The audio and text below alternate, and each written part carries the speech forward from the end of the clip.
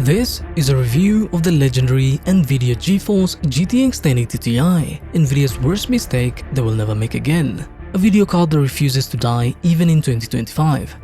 Time is merciless to everything, so hardware becomes obsolete as the technology evolves, but in the case of the GTX 1080 Ti, it was the one anomaly that broke the mold, earning itself the title of best deal of its decade and remaining to be a legendary graphics card. And in today's video, we will see how well it holds up in 2025. It's been 8 years since it was released, and we are now in the 4th generation of cards after the GTX 10 series debut. The 10 series were built on the Pascal architecture, which was aimed at higher efficiency for higher raw raster performance, as this was an era with no upscaling, ray tracing or VRAM shortages. This generation is easily regarded as the golden era of NVIDIA, where all gamers could get a decent GPU for their budget, with cards like the very popular GTX 1050 series for gamers on a tight budget, the classic GTX 1060 and 1070 series, which I'm sure some of you are still running to date, and then the 80 series featuring the legendary GTX 1080 Ti that we will see in today's video. If you're new to this channel, give us a sub and like to promote the video, and let us know in the comments if you own the 10 series card or the legendary GTX 1080 Ti. As for features, the Pascal architecture did debut with some neat improvements. First was the new 16nm FinFET process technology,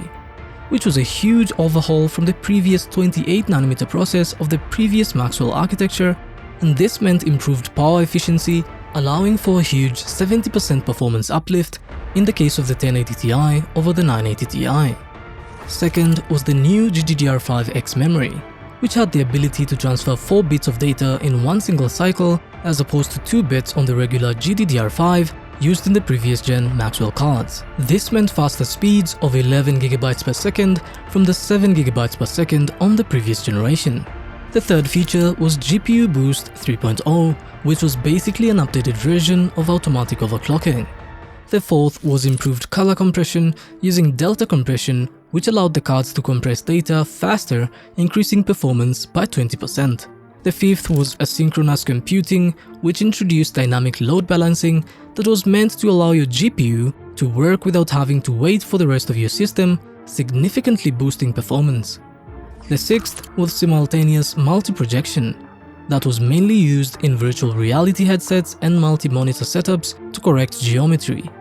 The seventh was NVIDIA's Ansel, which was an in-game camera before photo mode was a thing.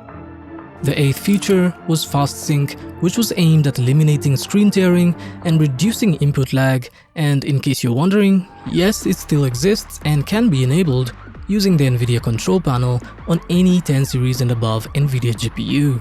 Now to the specs of the GTX 1080 Ti. The card had a whopping 11GB of GDDR5X VRAM, which at the time was considered overkill, as you could run most games just fine with 4 to 8GB of VRAM in both 1440p and 4K on Ultra, and you'd still have some unutilized VRAM. And the 11GB was on a 352-bit memory bus with a bandwidth of 484GB per second, which is still impressive in modern standards. As for cores, the 1080 Ti featured 3584 CUDA cores, which made it a budget Titan X in terms of performance, as its MSRP was set only at $699, which is basically half of what the Titan X was going for, which in today's market, taking into account inflation, would make it cost around $904 for a massive 70% increase in performance over the GTX 980 Ti. And this was a time before DLSS or frame generation, so no fake frames, just raw raster performance. I have left links in the description of any new cards on offer right now, so check them out.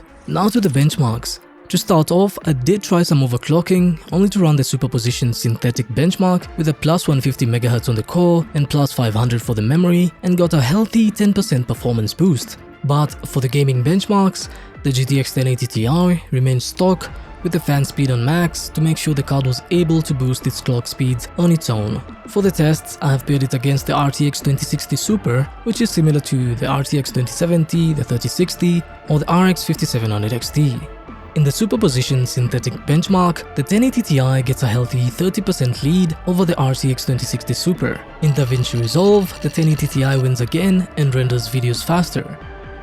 And now that that's out of the way, let's move on to the gaming benchmarks. Let's start with Alan Wake 2 on medium on 1080p. Specs wise, you would assume that the game should run better on the GTX 1080 Ti since it has more CUDA cores and on paper is faster by around 13% than the 2060 Super, but in this case, the architecture gives the 2060 the win as this game requires mesh shaders which sadly aren't supported on the 1080 Ti, so the 2060 wins by default with over 60 FPS average while the 1080 Ti hovers low and high 40s. In Assassin's Creed Mirage, on ultra graphics settings on native 1080p, both cards seem to be on par with each other, with the GTX 1080 Ti scoring 67 FPS average, with the RTX 2060 Super taking the lead with 69 FPS and better 0.1 and 1% lows.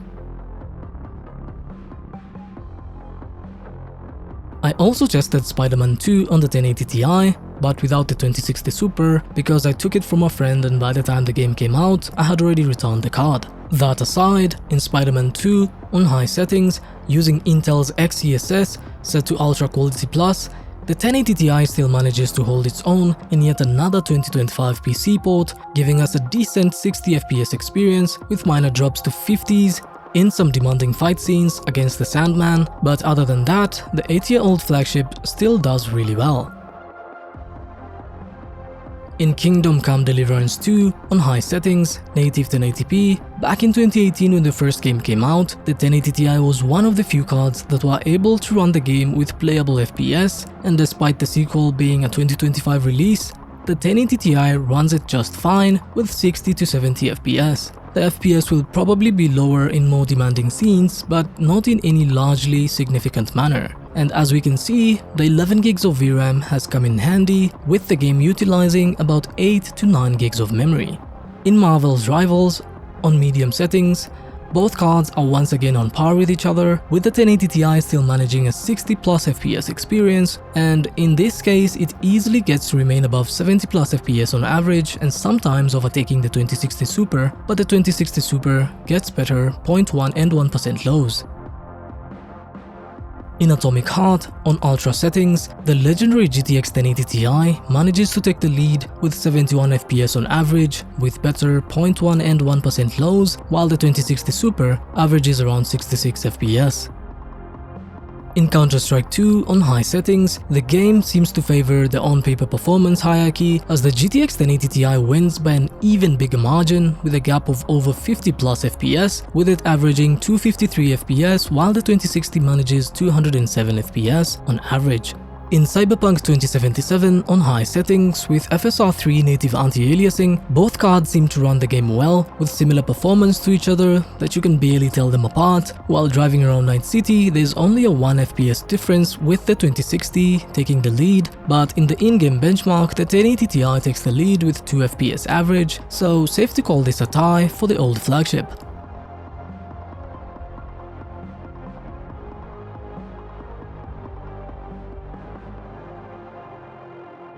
In Days Gone on ultra settings, the performance of both cards is decent, but the performance hierarchy is maintained, with the 1080 Ti outperforming the 2060 Super by about 10 to 15 FPS. In Dragon Age, the Veilguard on high settings with FSR set to quality, both cards are on par and manage to remain above 60 FPS most of the time, with the 1080 Ti taking the lead over the 2060 Super by a small margin of 3 to 5 FPS. In Dying Light 2 on high settings, the Legend dominates once again with a 5 FPS lead over the 2060 Super, and it manages better 0.1 and 1% lows as well. In Ghost of Tsushima on very high settings, the 1080 Ti loses by a small margin of 4 FPS, perhaps due to the lack of optimization for Pascal architecture for this recent game, but both cards do manage to give us a playable experience. In God of War Ragnarok on ultra settings, the 1080 Ti was able to make up for the last game with a lead of 5 to 6 FPS over the 2060 Super. In Horizon Forbidden West, on very high settings, the 1080 Ti takes the win again, without the use of upscaling, and gives us a playable 50 plus FPS with a lead of around 5 to 7 FPS lead over the 2060 Super. In The Last of Us on high settings, The first part starts with a lead for the 1080 Ti of about 3 to 5 FPS, but with a bit more gameplay, both cards end up trading blows, with the 2060 Super sometimes outperforming the 1080 Ti and vice versa, but the 2060 Super seems to maintain better 1% lows, while the 1080 Ti gets better 0.1% lows. In Spider-Man Miles Morales on very high settings, this is another game that both cards are nearly on par with each other without the need for upscaling, with the 1080 Ti managing averages around 95 to 112 FPS, while the 2060 Super is close, averaging 90 to 105 FPS. In Ratchet & Clank on high settings with FSR set to quality, as we've seen in previous reviews featuring the 2060 6GB versus the 12GB, this is a game that is very VRAM hungry even on 1080p, and the case remains the same when comparing the 11GB GTX 1080 Ti versus the 8GB RTX 2060 Super, as the game seems to use more than 8GB on the 1080 Ti, and it's no surprise it also takes the lead, averaging over 100 FPS most of the time, with the 2060 Super managing 70 to 90 FPS. If you're enjoying the content, leave us a like and comment below if you had or have the 1080 Ti in your build. In Remnant 2 on high settings, using native FSR, both cards are nearly tied, with the 1080 Ti still taking the small lead of only 2 to 3 FPS and managing to remain in the low 50s in averages over the high 40s on the 2060 Super. In Silent Hill 2 on high settings, with FSR set to quality, the GTX 1080 Ti is slightly ahead of the 2060 Super with averages of 70 plus FPS, with the 2060 losing only by around 3 FPS. In Stalker 2 on high settings with FSR set to quality, both cards are basically tied again and both manage to hover around 50 plus FPS, with the 1080 Ti getting slightly better 0.1 and 1% lows.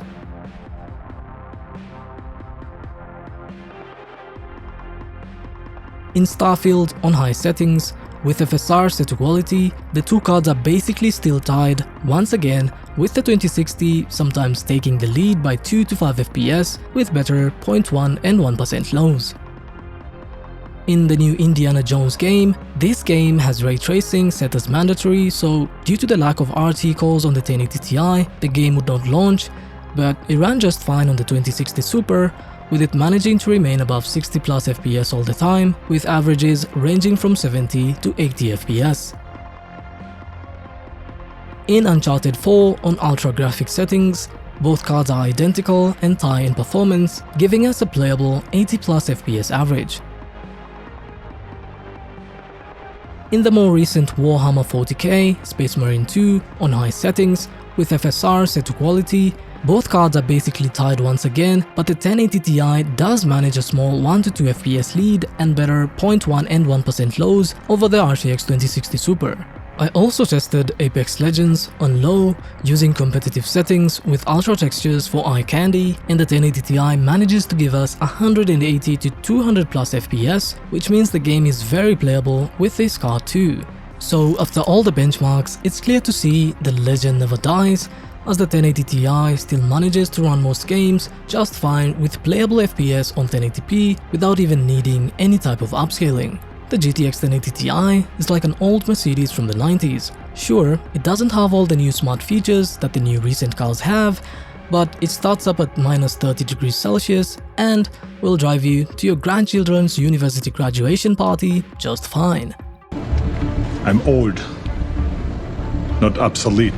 Despite remaining to be so impressive, the main shortcomings of its age are the lack of some required features like mesh shaders to properly run games like Alan Wake 2, and the lack of ray tracing cores to run the new Indiana Jones game and other future games like the recently announced Doom: The Dark Ages, which is yet another game with mandatory hardware ray tracing that cards like the 1080 Ti won't be able to run at all, and despite the fact that the 1080 Ti still has enough VRAM to run most games just fine with ultra textures, it's safe to assume that the Maxwell and Pascal cards are next in line to losing driver support soon, which could mean the end of this legendary card, but until then, it's still great to see it's still going strong.